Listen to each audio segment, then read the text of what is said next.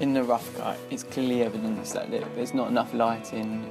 As feedback stated, it would benefit from using a spotlight, whereas we only used the lights from the actual main hall, which gave it a very consistent, bland colour. For our final cut, we didn't really rectify the error, but we changed the contrast to make it much darker to suit the genre.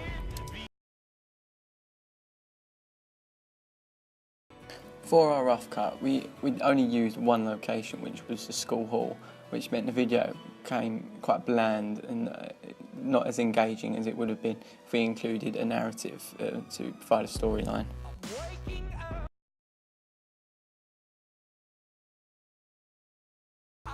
Therefore, we rectified the error by placing a storyline from the woods of suspicious characters walking around. We also flicked it back and forward to break up the band performance video, which is more dominant than the actual narrative.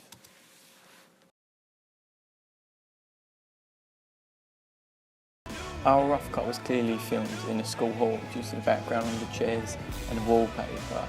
This is due to a problem we had with our initial location, therefore we had to film here as a backup. We rectified this error by booking a dance studio which was much more suitable due to the dark backgrounds, and we also used outside in the woods by the narrative.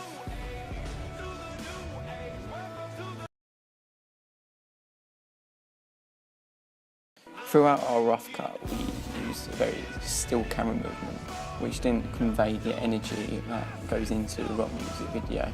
However, we have got a lot of movement from the band members providing it.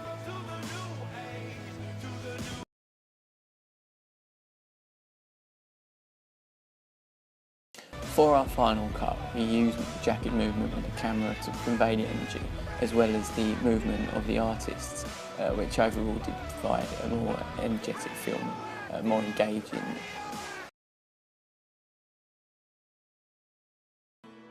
In our rough cut, there isn't much colouring because the actual initial colours before we made it black and white was very yellow and it didn't suit the genre of the music video.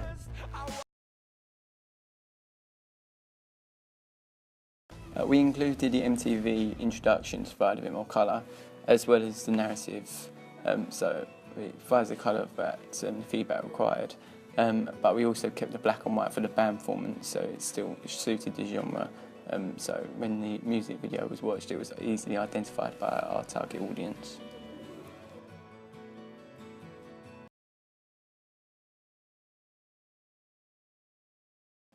For our rough cut, we ended the whole video with a slow motion shot, which conveyed that it was the end of a song, as well as emphasised the movement from each individual band member.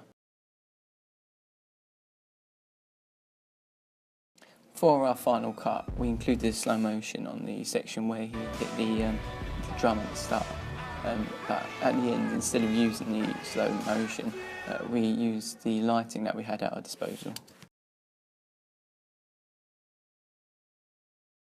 Our lip syncing in our rough cut was very efficient due to the editing afterwards to make the song lyrics go along with the words that the artist was singing.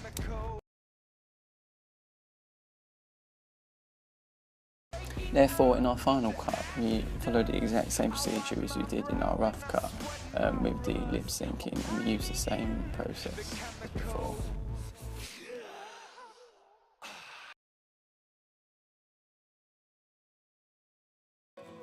We felt for our rough cut we should use this lead singer because his confidence and he's able to sing, as well as his look is very suitable for the rock genre. And we even found a tattoo sleeve to help emphasise the alternative rock genre onto the video.